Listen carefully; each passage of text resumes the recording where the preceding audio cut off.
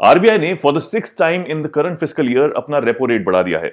Increase the policy repo rate by 25 basis points to 6.5% with immediate effect. This time it has been increased by 25 basis points, taking it to 6.50%. Last year मई से लेकर अब तक repo rate total 250 basis points बढ़ाया जा चुका है। क्या होता है ये repo rate and how does it impact us consumers and the economy? To understand that पहले इन्फ्लेशन की बात करनी पड़ेगी। We all know that inflation का मतलब होता है rate of increase in prices of everyday goods and services. वही महंगाई डायन जिसके बारे में हम सब रोते हैं। महंगाई डायन खाया जात है।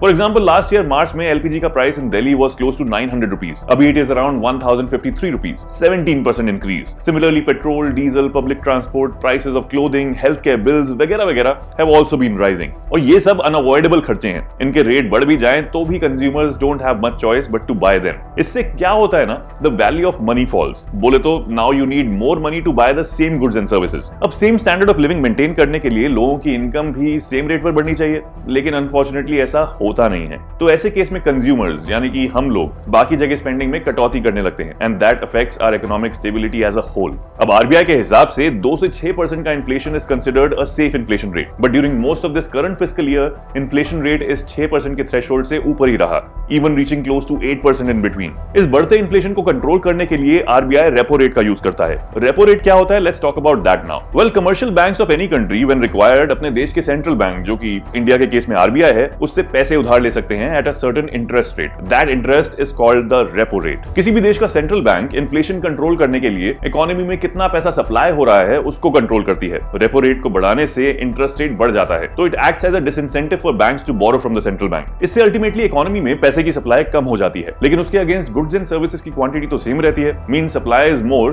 बट इकोनॉमी में पैसा नहीं है तो डिमांड इज लेस। सब डिमांड सप्लाई का खेल है बाबू भैया। So the prices cool down means more savings for the common man. Basically inflation पर थोड़ी लगाम लग जाती है और इकोनॉमिक स्टेबिलिटी आती है।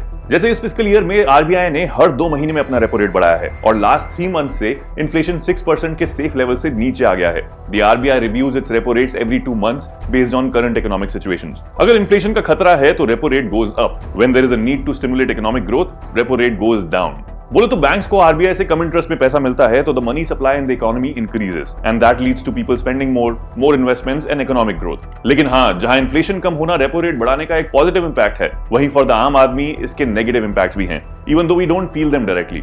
बैंक्स को आरबीआई से पैसा बोरो करना महंगा पड़ता है तो the burden is passed on to us consumers in terms of expensive loans and EMIs. For example, as per experts, अभी रेपो रेट में 25 बेसिस पॉइंट्स बढ़ने से, which by the way is the lowest hike that has happened for the current fiscal, सबसे पहले तो home loans की EMIs will further increase by 2 to 4%. A lot of analysts are expecting this 6th hike to be the final increase in RBI's current tightening cycle. But until some measures of inflation present less of a threat by falling below 6% and remaining there for a couple of months, we can't rule out further rate hikes. As of now, consumer inflation is projected to be at 6.5% in the fiscal year 2023 and 5.3% for the fiscal year 2024.